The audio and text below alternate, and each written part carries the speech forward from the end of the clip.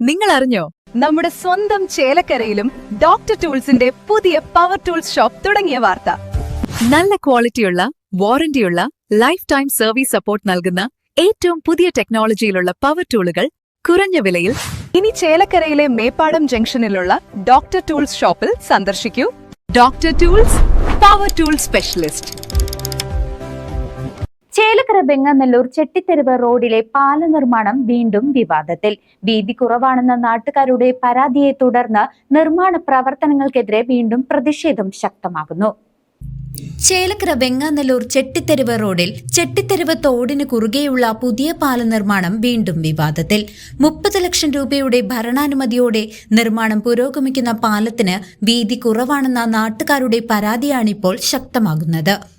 വിപുലമായ യാത്രാ സൗകര്യം പ്രതീക്ഷിച്ച നാട്ടുകാർക്ക് ഒരേ സമയം ഒരു വാഹനത്തിന് മാത്രം കടന്നുപോകാൻ സാധിക്കുന്ന തരത്തിലുള്ള നിലവിലെ നിർമ്മാണ രീതി ആശങ്കയുണ്ടാക്കുന്നു.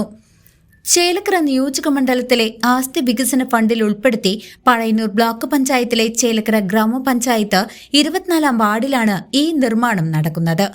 ഏകദേശം 6 മീറ്റർ വീതിയുള്ള സ്ലാബുകളും അനുബന്ധ സൗകര്യങ്ങളുമാണ് പാലത്തിനായി വിഭാവനം ചെയ്തിരിക്കുന്നത്. എന്നാൽ ഭാവിയിൽ ചേലക്കര അപ്രോച്ച് റോഡ് യാഥാർത്ഥ്യമാകുമ്പോൾ ടൗണിനെയും ഈ പാതയെയും ബന്ധിപ്പിക്കുന്ന പ്രധാന കണ്ണിയായി ഈ പാലം മാറും. ഇത്തരമൊരു സാഹചര്യത്തിൽ അസൗകര്യങ്ങൾ നിറഞ്ഞ ഈ ചെറിയ പാലം വാഴക്കോട് പ്ലാഴി സംസ്ഥാന പാതയിലെ ചേലക്കര ടൗൺ പോലെ മറ്റൊരു കുപ്പിക്കഴുത്തായി മാറാൻ സാധ്യതയുണ്ടെന്ന് നാട്ടുകാർ ചൂണ്ടിക്കാട്ടുന്നു. ദീർഘവീക്ഷണമില്ലാതെ വീതി കുറച്ച് പാലം നിർമ്മിക്കുന്നത് ഭാവിയിലെ വികസന സാധ്യതകൾക്ക് തന്നെ വലിയ തടസ്സമാകുമെന്ന് പ്രദേശവാസികൾ ആരോപിക്കുന്നു.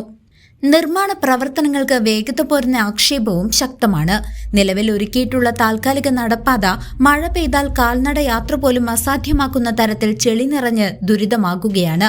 പദ്ധതിയിൽ ആവശ്യമായ മാറ്റങ്ങൾ വരുത്തി പാലത്തിന്റെ വീതി വർദ്ധിപ്പിക്കണമെന്നാവശ്യപ്പെട്ട് ബന്ധപ്പെട്ട അധികൃതർക്ക് പരാതി നൽകാൻ ഒരുങ്ങുകയാണ് നാട്ടുകാർ.